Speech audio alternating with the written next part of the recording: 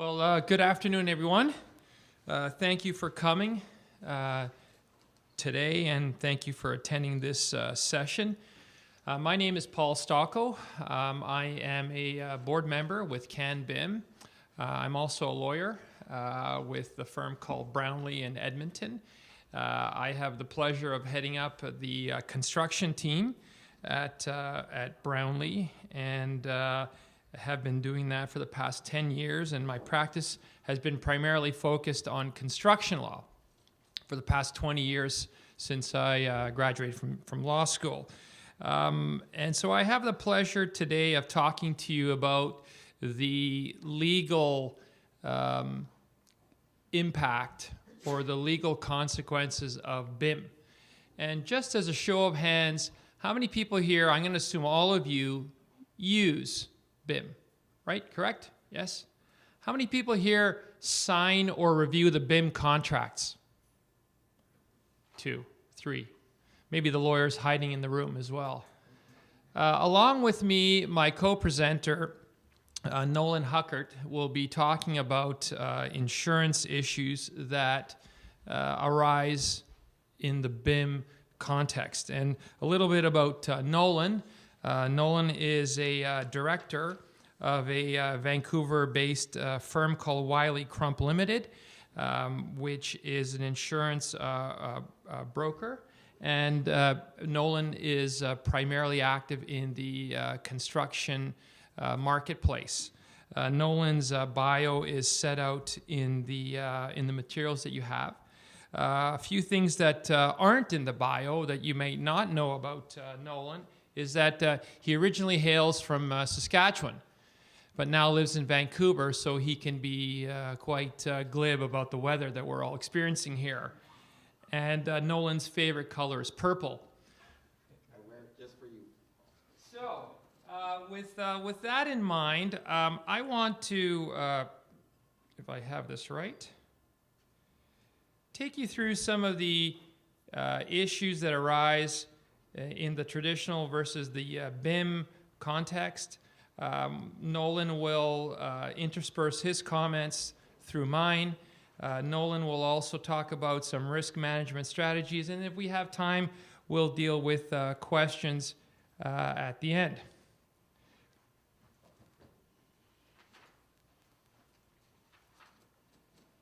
So as I sat here and I caught some of the prior comments and presentations from others, I thought that as a lawyer, my presentation will come across as flat and as two-dimensional compared to some of the three-dimensional and the vivid presentations of some other speakers. And I suppose if I had to use a BIM approach to what I do in my work, you'd have a 3D model of someone photocopying some paper and then surloxing it together in a binder to send off to court. That really wouldn't be all that very exciting. So what I thought I would do is then focus on something that's a little bit closer to hand, and that is how the advent of BIM impacts on design and construction. And the starting point for this discussion is that for designers and constructors, the state of the law right now is that you have something called a duty of care. And that's the obligation, the legal obligation, that you have to ensure that your actions and your omissions don't cause harm to someone else. Within that duty of care, there's a standard or a threshold that you look at to judge how good or how bad your actions or omissions are. And that standard is the standard of a reasonable practitioner of that particular service or that particular scope of work. So it's not the standard of perfection. The law doesn't say architects have to be perfect. The law doesn't say contractors have to be perfect, but they have to be reasonable. With the advent of BIM, the good news is that BIM doesn't change the duty of care. In other words, you're still going to be responsible for your acts or your omissions. So that part doesn't really have any change in your daily work. But what BIM might do is it might change that standard of what a reasonable practitioner should know and should do or shouldn't do in any given set of circumstances. And I say it might do that because as I've surveyed the legal landscape, I haven't been able to find any BIM cases out there. There's no court cases involving BIM contracts or no court cases involving architects or constructors that have been involved in a BIM contract and things may have gone bad. But they're likely, they will likely come, as most things do in the litigation world. But I think the fact that we haven't seen cases thus far is likely a reflection of the fact that BIM promotes collaboration, right, in the process. It promotes collaboration in the design process. It promotes collaboration in the construction process. And if that spirit of collaboration infuses the contract and the project, hopefully that'll keep the conflicts down. It'll create better design. That'll translate to better construction or fewer conflicts in the field. So,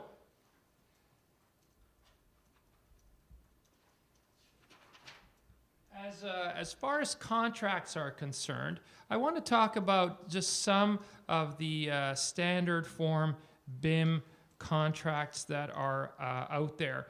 And there may be a few, but the ones that I'm going to focus on are the ones that I've seen before and reviewed before that come out of the United States. There's two. There's the American Institute of Architects and the consensus documents. How many people have used the BIM contracts from either one of those organizations? Some of you, one or two have. All right, so what I hope to do is to give you an overview of those contracts. I'm not going to go into chapter and verse of what those contracts say, but I'm going to give you a flavor of what they do say. And if you need some more information, you can come and approach me with either your questions at the end, or I'm around for the balance of the day as well. So first of all, in the AIA document, there used to be a form in 2008 that I looked at some years ago that now has been supplanted by 3 separate documents that in essence just break down the original into 3 smaller bite-sized pieces. And the suite of the 3 AIA documents are the E202, E201, and E203 documents.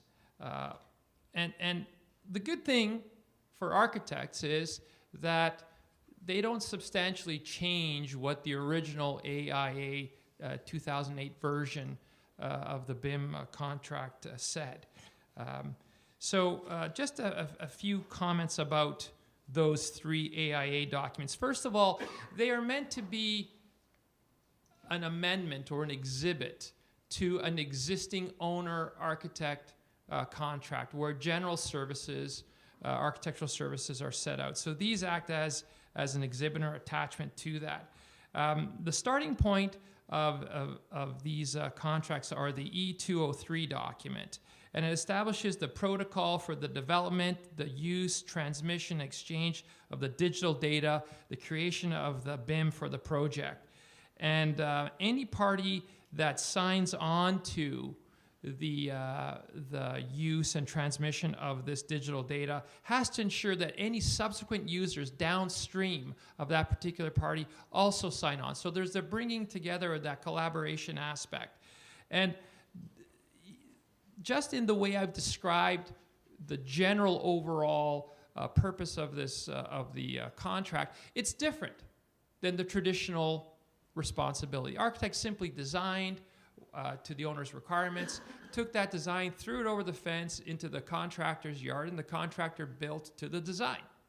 Well, now the architect has a different role to play in the BIM, as many of you know in your everyday work, that the architect, at least in the AIA version, has to establish the protocol for the delivery and exchange of this digital information. The architect has to quarterback the transmission of that information, the storage, the archiving, and all the other responsibilities that go along with that.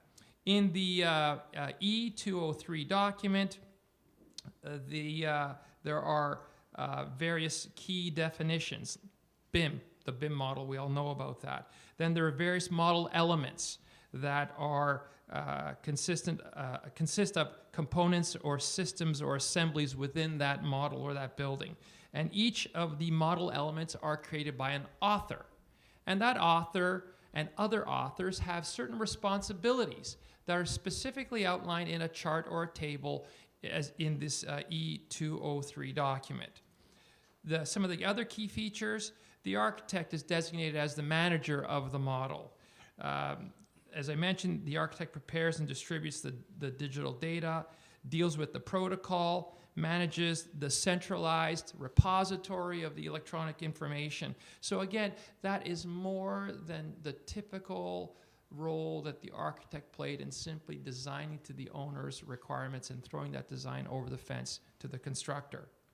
Some of the other responsibilities, the initial ones I talked to you about, creating the model. The second level of responsibilities are the ongoing responsibilities, collecting the various elements of the model as they develop, centralizing them, and making sure that they all fit together with the right software, that clashes are avoided, and that they're archived and they have security protocols. The architect also has his or her own contributions to that model as the process goes on. Things to think about in this E203 document. There is some key provisions dealing with the transmission and ownership of digital data. So when digital data is transmitted, the person who sends it is providing a legal warranty that that person either owns the copyright to that data or has the permission to transmit that data to a subsequent user.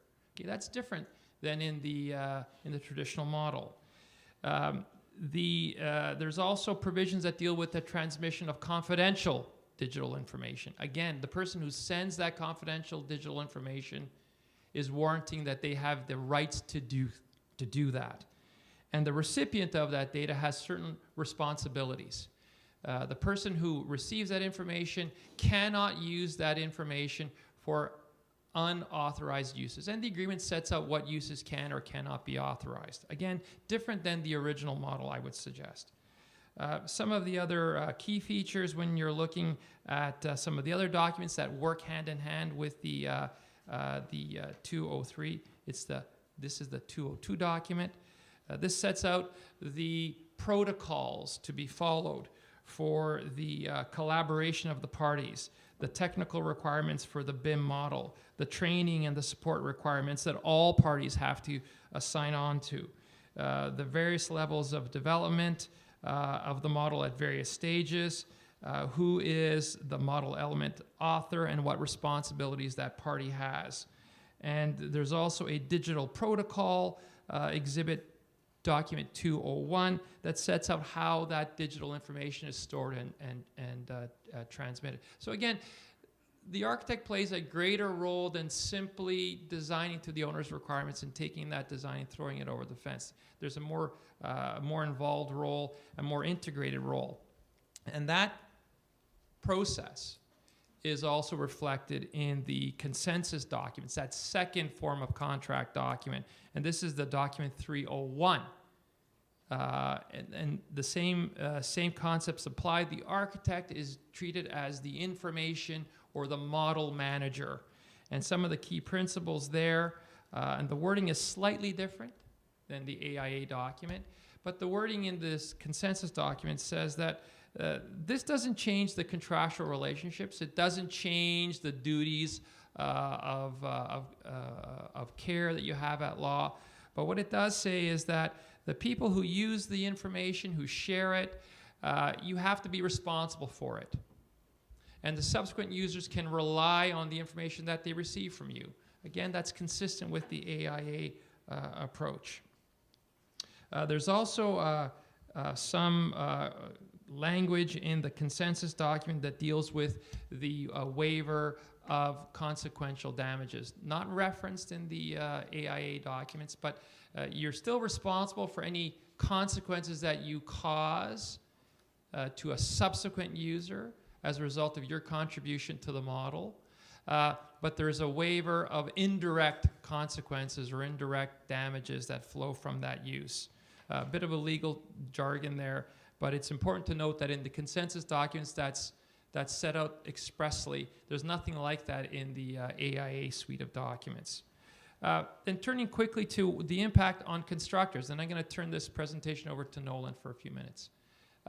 Constructors in the traditional context would simply receive the drawing as it was thrown over the fence to them by the architect, and they would construct to the drawing provided. Anything extra was a change order. Well, both the AIA and the consensus form of document allow the constructor to be the model manager or the information manager. It doesn't automatically have to be the architect. So the first step is a greater integration into the receipt, distribution, archiving, storage of the digital data. That's the role that the contractor can play as well. There's a greater level of collaboration in the design process where the contractor might be responsible for various levels of development and very specific tasks within those levels of development that you didn't have before in the traditional approach. The constructor also has to ensure that parties downstream of the constructor also sign on to this process. So the constructor's subcontractors or other contractors or suppliers sign on to the BIM approach or the BIM contract to ensure greater collaboration in the process. So again, it's a very different process than the traditional model. So I'm going to have some other comments as we go through, but I'm going to turn it over to Nolan for his comments on professional liability insurance.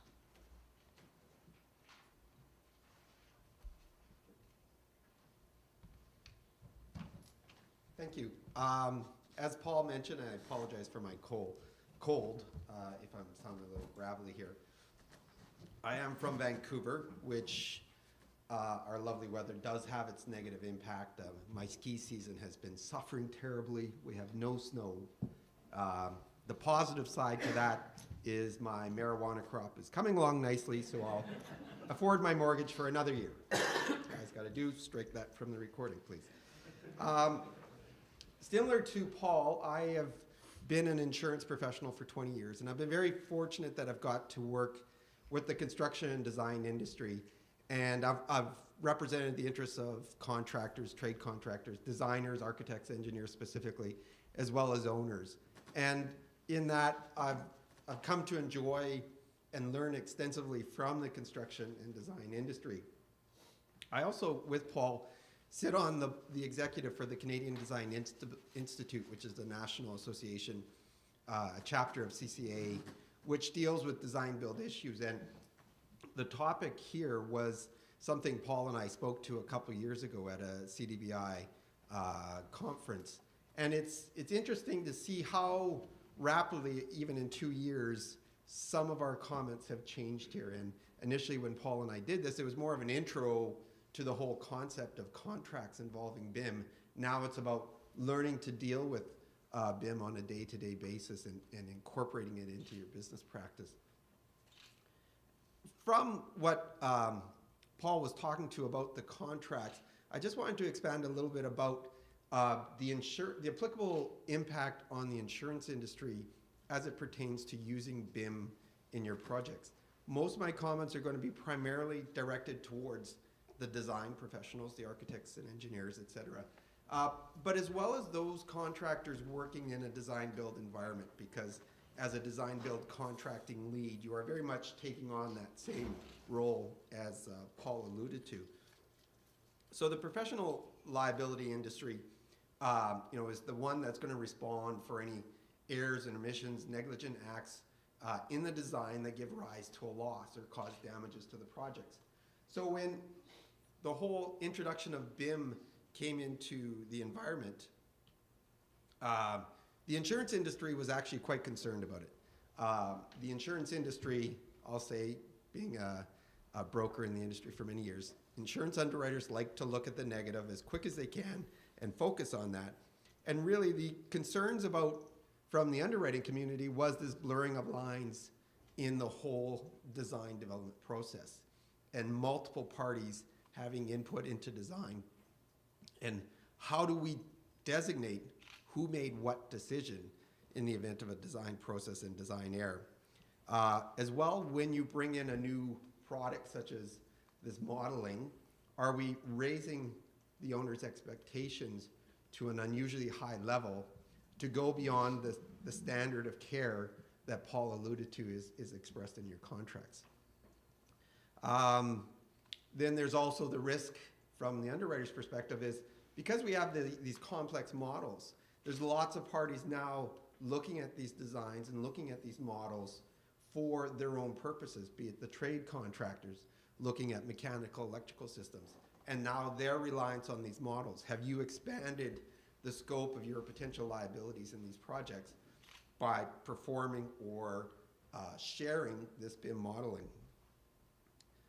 As well, along that same line, the increased potential for claims for consequential damages. Those indirectly, yes, there's a design error and we may have a cost to reconstruct something, but now that we have a reconstruction cost and delay, now we have a potential loss of profits, loss of revenues being incurred by an owner, and should that have been foreseeable through the BIM modeling? Again, let me just start off with all those negative comments from the insurance industry. Those that are forward-thinking from an underwriting perspective, looking at professional liability exposures to the design and design builders, there's a huge benefit to BIM, which you all appreciate, otherwise you wouldn't be here today. And it's the fact of BIM facilitates collaboration, facilitates an early anticipation of looking at the project in a more intense level. And essentially, the more we can identify potential design problems, clashes, conflicts, those are all going to be beneficial because the earlier those can be identified, the earlier they can be resolved and not result in a claim at the end of the day. So when the insurance industry went from a pure professional liability perspective, they look to the stability of contracts. They really rely upon the design community executing good contracts to manage their risk in a design environment. And so again, the insurance industry is very comfortable with the contract formats that are out there right now, but the introduction of BIM creates another level of complexity, and how are the contracts going to be modified to address that? And that's a big issue that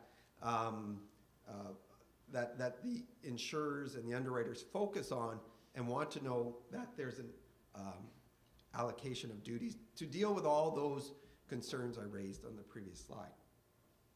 As Paul has alluded to, there is some documents out there now, and those documents are all, at least for the work I do on behalf of designers and design builders, are all there really helping to appease the underwriting community.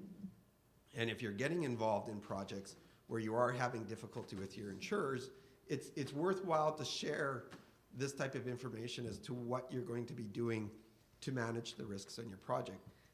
These key documents that Paul already referenced deals with some of these issues where there's an identification of a BIM author who has responsibility for control and retention responsibility, that you have a role of model manager.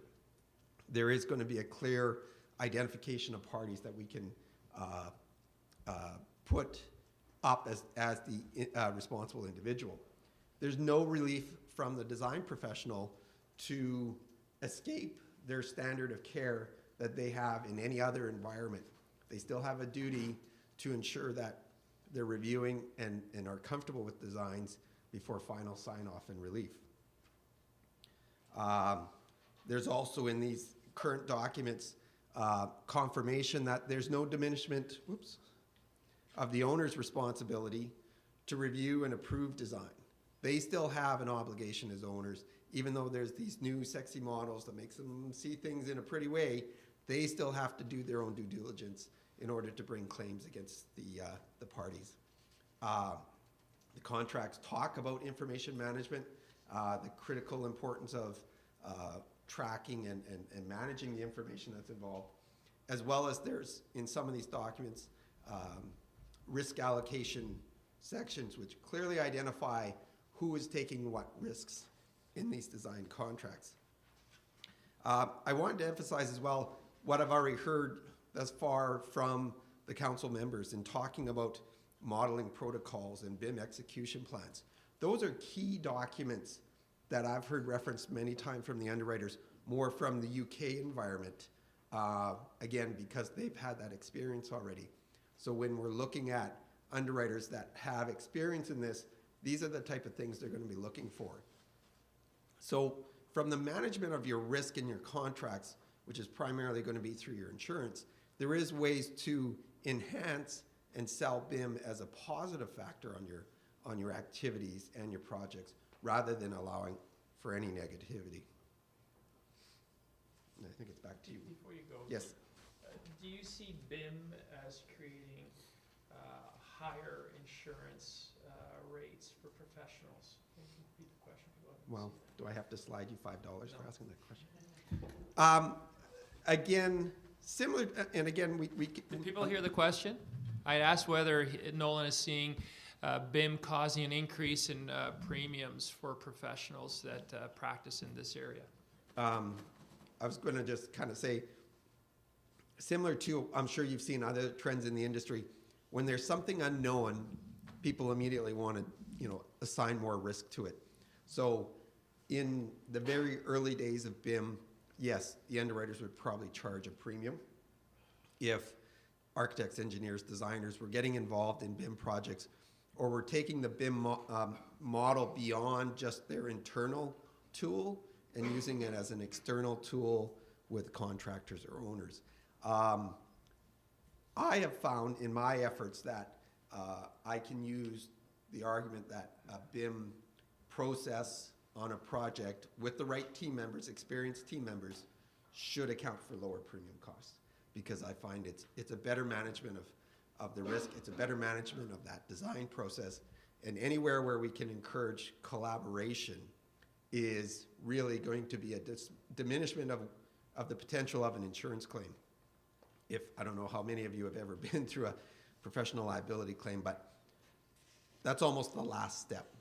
You pretty much have to go through, in a collaborative environment, everything you can to resolve the issue, and if you can't resolve it in a reasonable, you may end up in an insurance claim, and usually that's not a successful project. But anyway, those are my comments right now.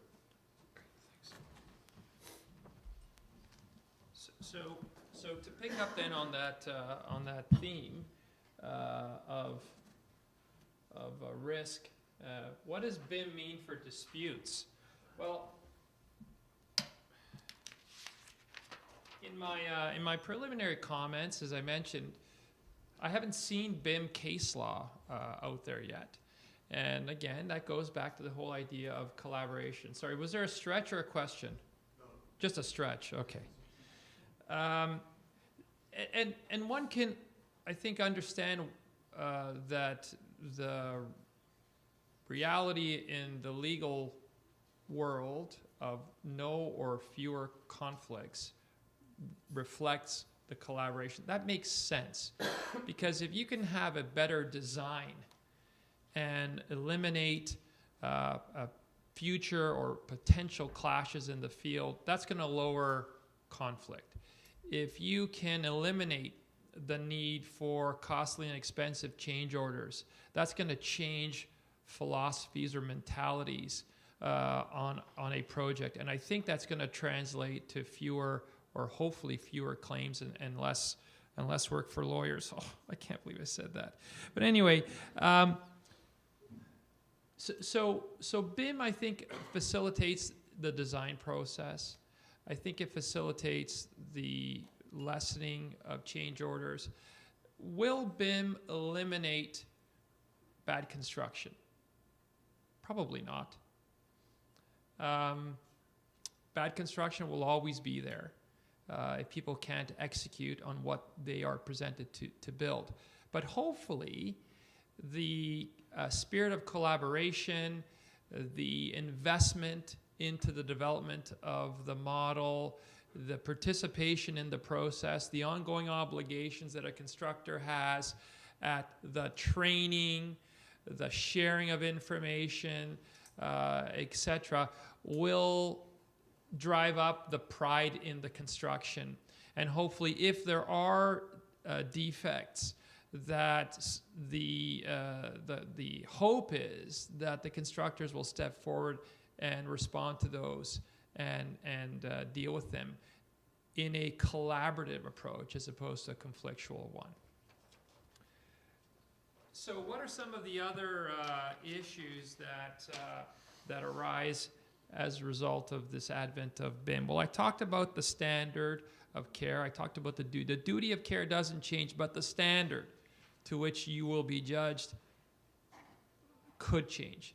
And I expect that it will change. And I think it makes sense as technology starts to infuse your practice even more, different kinds and better technology. The standard of what a reasonable practitioner is assumed to know and to be able to do and perform will be raised. And it should be raised. So the standard of care, I think, will simply change to reflect the changes in your industry and the changes in the construction industry. I don't see that necessarily will drive more claims for the reasons that I mentioned. The last point I want to talk about under the heading of other issues, then I'll turn it over to Nolan for a wrap-up on risk management, is intellectual property of your contribution to the model.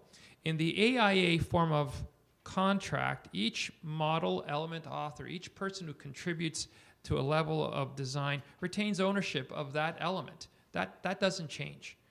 In the consensus contract, that doesn't change either. But I put this forward for you. It all depends on what your contract says, right? Different owners, different parties have different approaches to copyright and ownership in design. I know, as an example, the province of Alberta says if we pay for your drawings, then they belong to us. We take ownership of that. You can structure your contract any which way you want. Don't ask me about copyright law, because copyright law in Canada is undergoing fundamental changes. It's a very, very detailed area. And I also know that professional organizations like the architects, the consulting engineers, this is something that's very near and dear to their hearts, and they have very strongly held views on that. So just word to the wise, just be careful what your contract says, because that's going to drive the ownership issue. And as far as using that information, as I mentioned in my preliminary comments, all of the agreements give subsequent users the ability to use information that's conveyed to them from a prior user. And there's a warranty that the prior user gives that prior user is able or permitted to transfer that information downstream to the subsequent user. All right, so that's covered off in the agreements. So I'm going to turn it over to Nolan to sort of bring this home with risk management strategies.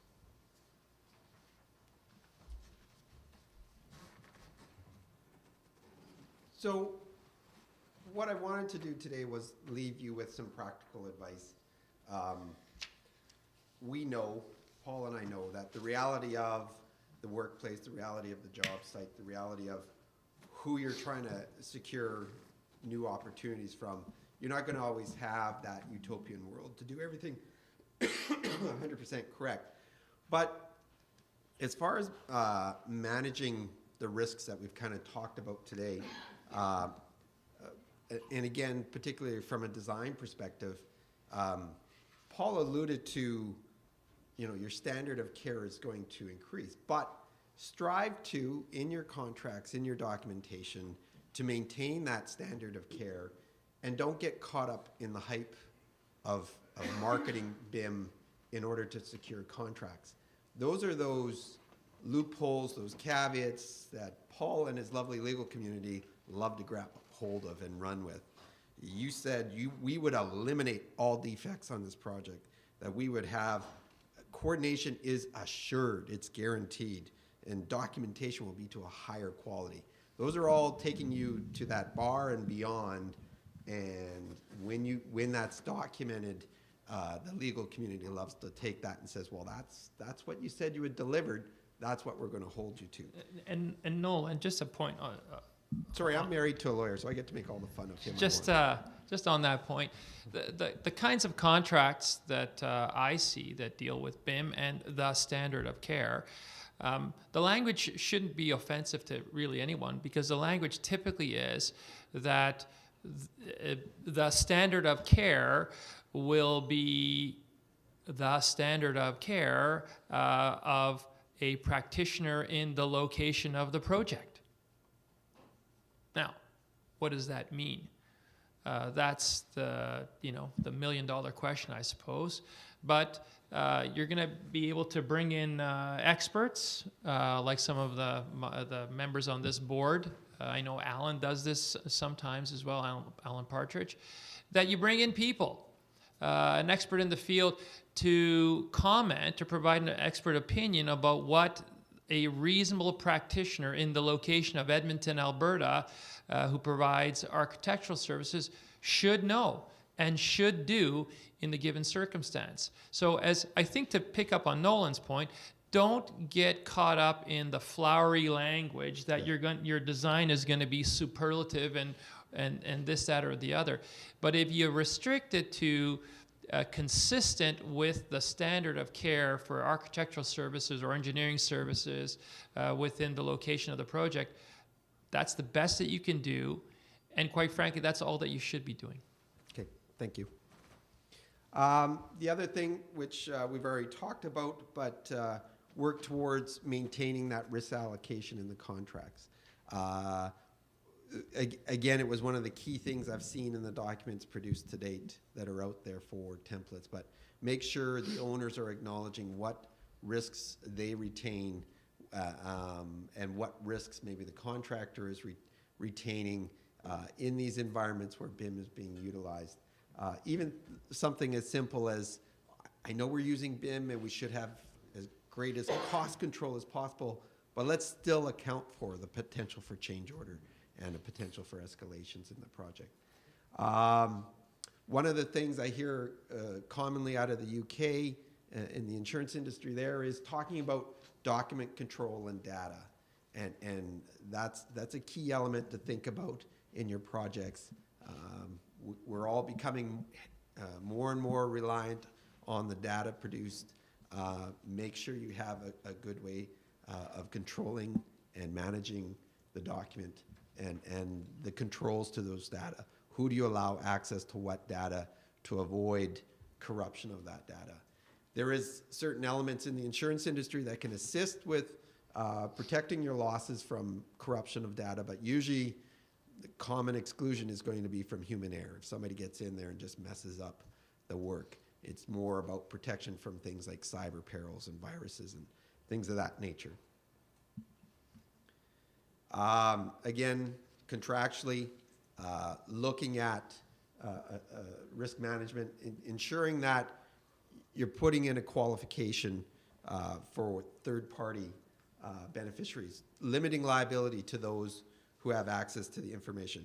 Again, this should likely already be in your documentation, but make sure it's there.